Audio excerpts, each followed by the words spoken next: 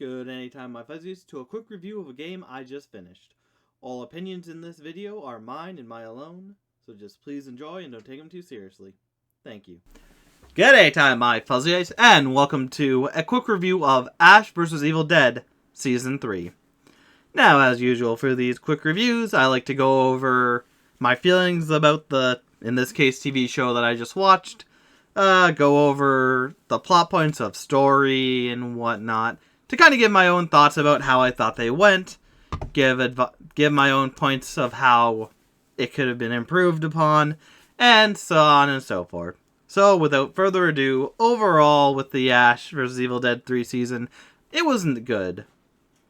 Definitely added the stakes with the Dark Ones actually coming into the series, besides just Ruby. Now, more death, more destruction. Yeah, her plan was alright to make another Ash, get his daughter to kill that Ash, get his daughter to kill the real Ash so that the fake Ash could take over for him, and she would have the prophesized one on her side, which didn't work out for her, but, you know, sometimes it's just how it be. But, all overall, pretty fine overall. A good series. I wish they didn't end it on a cliffhanger. But if you like Evil Dead, this is very much a lot of the same. A lot of his grossness towards women is gone. Not much of his racism either, which was less in a lot of the other shows, but there's next to nothing here, which is good. Racism is not something good that we should keep around. But without further ado, let's talk about the story. So, this story takes place after the events, of course, of Ash vs. Evil Dead Season 2, where they had gone to the cabin, they fought he fought Ball, won against Ball, sending Ball, the children, and possibly Ruby back to where they came from, along with the cabin, and they got Pablo back. Woo! And this takes place a while after, where Ash has taken over his father's hardware store, making it his own. Pablo has his own fish and chip shop, chips being computer-esque things. And Kelly working at the bar. I think they could have done better by Kelly in this. But as it goes through, the Dark Ones are going to be coming over into the world through a rift. Ash finds that rift, but doesn't know what to do with it. He doesn't know about the evil ones coming through it. What else happened going through? Pablo got possessed again. He fought against it. And in the end, he was able to guess correctly about which blood in a bowl was part of his heritage or part of his people. So he is now the Major Broha? I might have said that wrong. But he is very powerful. Witch doctor, if that's even the correct term, to fight the Deadites with one foot in the living world and one foot in the dead world. It's very neat.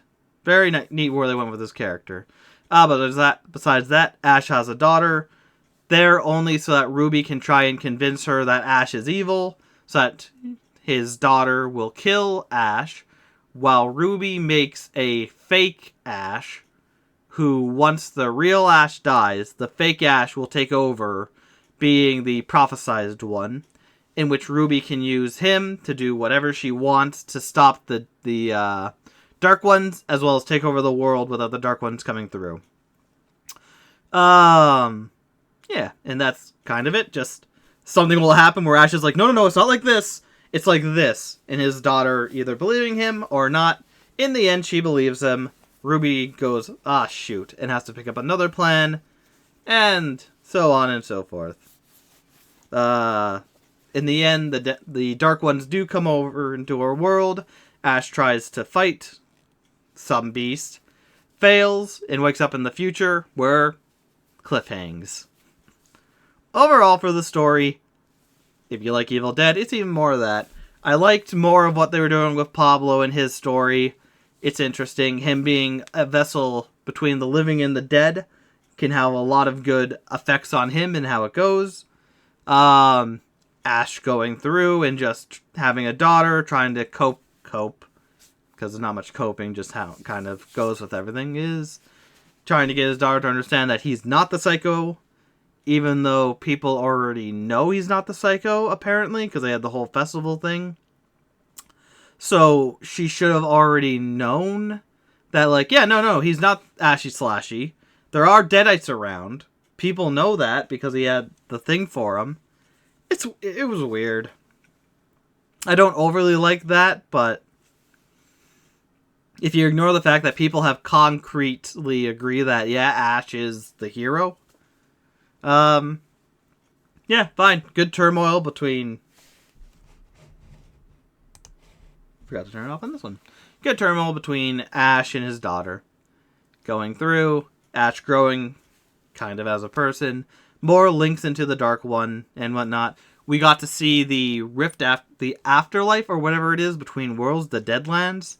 I'm still curious to see if the Dark Ones control the Deadlands or if they came into it, and if that Shadow Beast was always present or there because the Dark Ones had infiltrated that world, which we never got to know, and I may never know. Who knows? But overall, story-wise, pretty good. If you like Evil Dead, it's pretty decent. The daughter thing, kind of weird a lot of the time, but I like the character who played his daughter. I think she did a good job acting and whatnot to make the thing her own. Did good. Did well. And I really wish we got a season 4. Which hopefully they'll do an animated one. There's a lot of calls for a season 4. But I also heard that Bruce Campbell has said that he can't physically play the role of Ash anymore. Which is a shame, but he's 50... Blah, blah, blah. So yeah. Yeah, that's why I've been saying, like, do it animated. If you're animated, you can do a lot more. You don't have to be there, but you can still voice it. And you can make it look really good and look exactly as you want. And this thing already looks good, so just animating it will give us closure. Especially going to the freaky, futuresque thing of that ending, which would be amazing. But either way, going on to characters. Ash, now you know he's a father through 60 seconds of whatever. Getting married, apparently. Which he forgot about because drugs and alcohol. Hell of a thing. Yeah, so... Yeah, it's a lot more of the same. He's the hero because he has to be, not because he wants to be. Stuff ensues. If you like Ash, this is very much a lot of the same, with a lot less of his sexual harassment stuff. Besides that, Pablo getting possessed, then becoming the Bruja Superior, the best witch or supernatural fighter in existence. I like that for him. It did good. It added more to his character from number 2, and was really good for the inline, and gives him something really good if they did a season 4, to continue on to be able to help people and go out into the wasteland and get stuff if they did a season 4. Other characters they have. Kelly. I wish they did better by Kelly.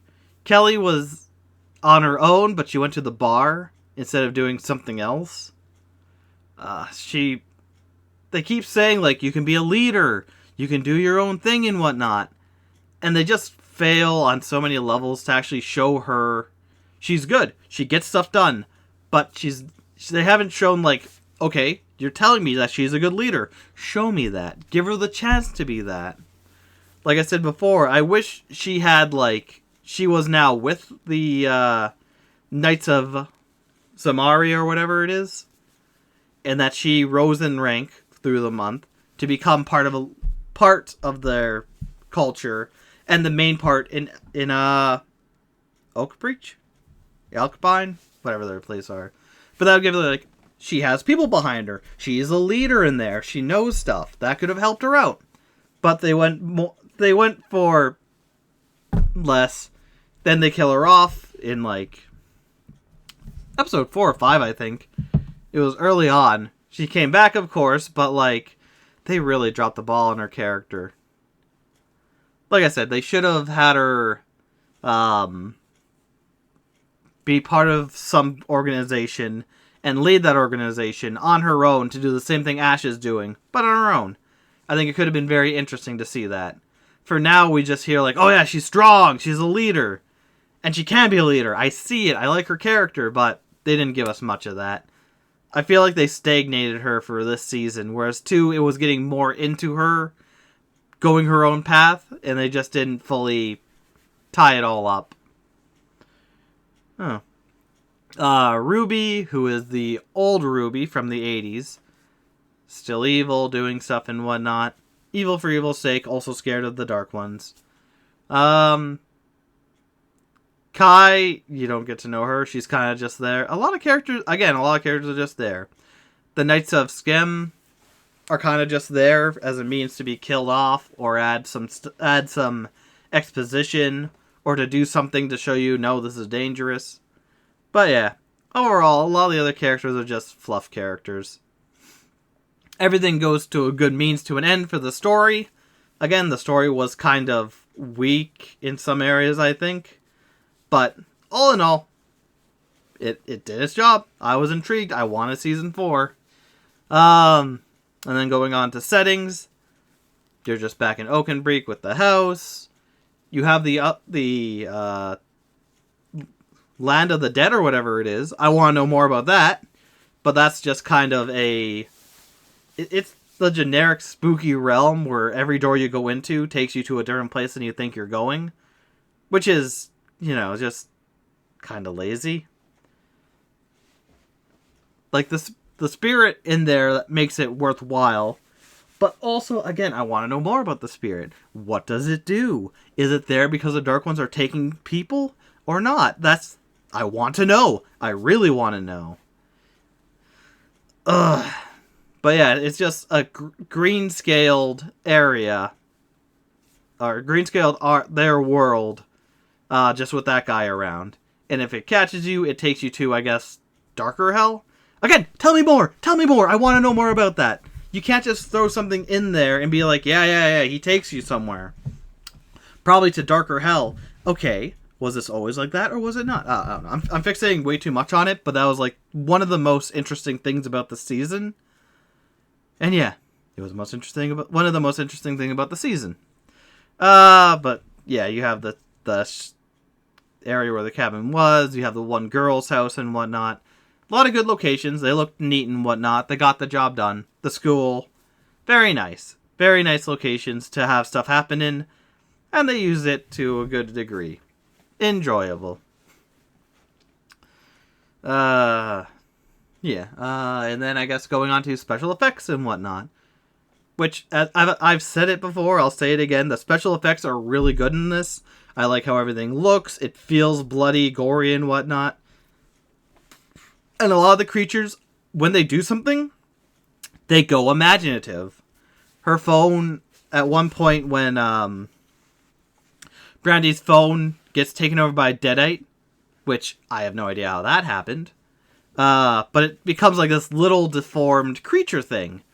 It could have became her mother. It could have just been a thing with a phone screen and that the face would be on there. But no, it became sort of this little goblin-esque thing that looked freaky a bit. When they do stuff, it's very creative, and that's why I like the series. No matter what they do, it's going to be creative, it's going to be weird, it's going to be wild, it's going to be bloody, and it's going to look pretty damn good. And they make everything look good, and I want a season 4. It's really good for special effects. Like, yeah. It's just not run-of-the-mill, oh yeah, kill people. They do put a lot of effort into what you're seeing, into the kills. When someone is attacked, they don't always do the same thing. There's a lot of variety to how people are killed. There's a lot of variety to what goes on in the world. There's a lot of variety to the fights. Again, really well done. Love it. And then how it goes for Legacy into the series. Again, the season kind of weird with getting the adult Ash. But I like where it went with the dark ones coming into it. I hate how the cliffhanger ends on something really, really fascinating with the world being destroyed. All they need to do, one movie. Make one animated movie of just him in the world, going out and ending it. 1 to 2, maybe 3 movies. You start with a trilogy, you end with a trilogy. But no, I think 1 to 2 movies would be plenty to kind of get out there. End of the first movie, he meets up with Pablo and whatnot, in his own Baskin and what he's been going on. Last movie is them going and finishing off the Dark Ones and anything else.